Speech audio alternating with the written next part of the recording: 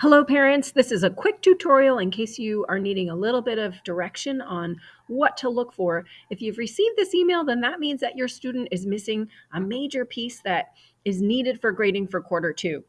In these three assignments that students turned in, I was assessing 7 different skills. So there's 7 different summative assessments being done within this. It's really one document, but there's 3 places that they need to turn it in. Now, in some cases, students have completed the work. They just didn't turn it in the right spots, because if students were on time with the class, then turning it in the right spot would make sense. But now that students are late, turning it in multiple spots might not make sense. So if your student has said to you, I've done this or I've submitted it, they might have submitted it in the original place, but it needs to be submitted in all the different places, because I grade in Schoology and then I sync my grades to PowerSchool. So having it as a record between you, between your student and myself, as that they've turned it in and that they are ready for me to evaluate these different skills. That's why I have people turn in through Schoology. So the realistic fiction story is something that we began in quarter one, we finished in quarter two. There's still many students that haven't turned it in. The way that they would need to turn it in, we did the whole document. If you notice, there's a folder that your student will have. It won't necessarily be read depending on the class that it is in. I am in a student view. So your student would go either to story scene 1. I had the students write all of the document or all of the work on the one document, story scene 1. However, they then had to, because we did the exposition first, then we worked on the rising action and the climax of the story. And that is in scene 2. So if your student has not turned in story scene 2, they would need to do that. So that would be there. And you would see over on the side. Now I am looking at a student's I am looking in a student view. So this student has submitted it, and it shows the little submission right over here. If your student hadn't submitted it yet, it would say submit here, and they would just upload the link of that document in the submission, in the spot where the submission would need to go.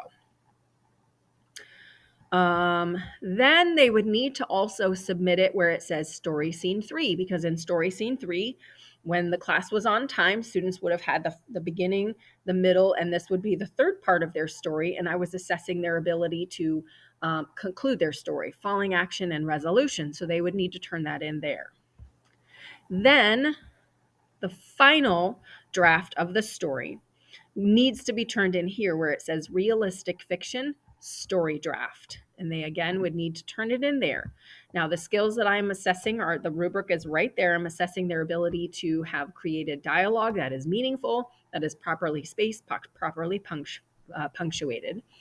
Then I was assessing their ability to, rather than just using emotion words, using 3D details. We called them 3D details, 3-dimensional details, or physical details. So rather than just saying, oh, the girl was happy, it might describe what was happening physically. Her face lit up, her eyes widened, her body got tingly, she began to feel joy, she jumped up and down, some sort of a bodily description rather than always just naming the emotion word.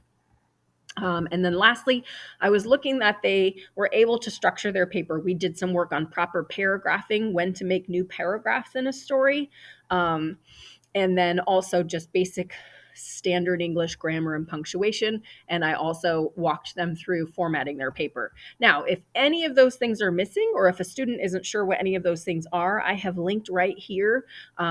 There's a video lesson. There's a two-dimensional just sheet that has tips for the dialogue, and then proper paragraphing. There is a lesson as well. It tells you exactly what to do to properly paragraph and where to make new paragraphs. Many students are just turning in one long document, all the same paragraph, but it needs to have some changes in there. So I hope that this helps. If your student, if you've received the email, it means that your student is missing some piece. Please have them look in Schoology. I am 100% caught up. Please have them look in PowerSchool to see if they are missing. As of right now, these 3 assignments have 7 different skills that I am assessing, and is the bulk of the summative assessment for quarter 2. Next week, we are also going to be doing an assessment on analyzing literature. We have done foreshadowing, theme, and symbolism, and we have practiced by doing paragraphs. So they will have to repeat a paragraph of one of those. And so that also will count, and they will have time to write it and fix it if they need to do so. But for the most part, this is the bulk of quarter two.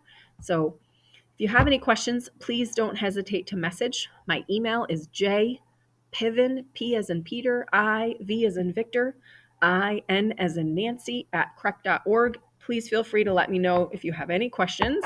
If you email me, please make sure to let me know who your son or daughter is so that I can give you the prompt and appropriate response. Have a great weekend.